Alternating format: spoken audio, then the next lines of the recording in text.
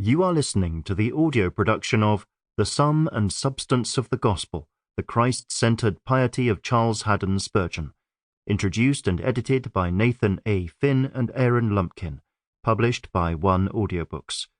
This book was originally published by Reformation Heritage and is read by Simon Bubb.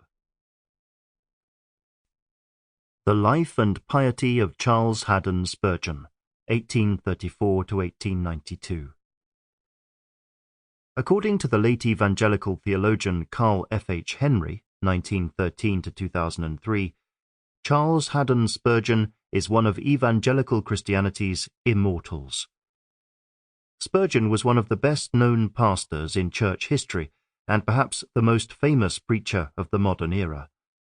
During his lifetime, he pastored the largest Protestant church in the world, the Metropolitan Tabernacle in London.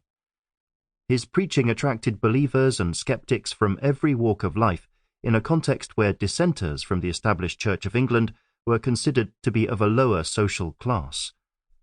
His published sermons were read all over the English-speaking world and continue to provide spiritual nourishment to present-day believers. Most of his almost 140 books were bestsellers when they were published, and many of them are still read today. Contemporary Christians honor Spurgeon's name in many ways. In England, at least 2 Baptist churches are named in Spurgeon's honor. In the American Midwest, an association of Calvinistic Southern Baptist churches is named after the preacher. Several American seminaries own aspects of Spurgeon's legacy. For several years, Reformed Theological Seminary, RTS, in Orlando, Florida, hosted an annual Spurgeon lecture series dedicated to Calvinistic Baptist life, thought, and ministry, while Western Seminary in Portland, Oregon, sponsors a ministers' fraternal named the Spurgeon Fellowship. Spurgeon's name is especially identified with Midwestern Baptist Theological Seminary in Kansas City, which houses his personal library, sponsors an annual lecture as part of their Spurgeon Center for Biblical Preaching, and renamed their undergraduate program Spurgeon College. Anecdotally, one still regularly finds young men named Charles Spurgeon, Spurgeon, or even Haddon in honor of the famed preacher.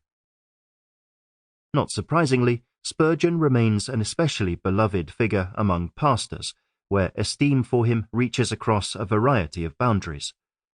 Though a Baptist, his enduring popularity transcends his own ecclesial tradition.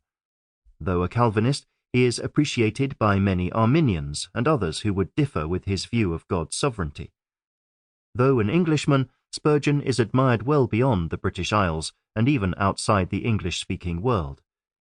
He has been called the Prince of Preachers and the Heir of the Puritans.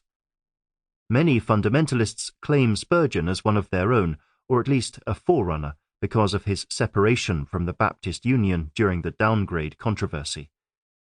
Though there is much to appreciate about Spurgeon, the purpose of this book is to hold him forth as a model of Christ-centered piety, as evidenced in his preaching, his voluminous writings, and even his personal correspondence.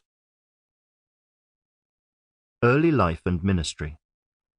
Charles Spurgeon was born June 19, 1834, to John and Eliza Spurgeon in the English village of Kelvedon in Essex. When Charles was around 18 months old, due to economic hardship, his parents sent him to live with his paternal grandparents in the nearby village of Stambourne. His grandfather, James Spurgeon, pastored the Independent Church in Stambourne for 54 years. The Independents were a dissenting tradition with roots in the Congregationalist wing of the Puritan movement.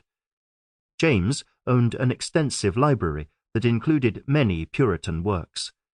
This library proved helpful to Charles during his formative years. Charles was something of a prodigy, and by the age of 5 or 6 he was already reading works such as Fox's Book of Martyrs and Pilgrim's Progress, and reading publicly as part of family worship in his grandparents' home. After 5 years with his grandparents, Charles moved back in with his parents, who by this time had relocated to the larger town of Colchester.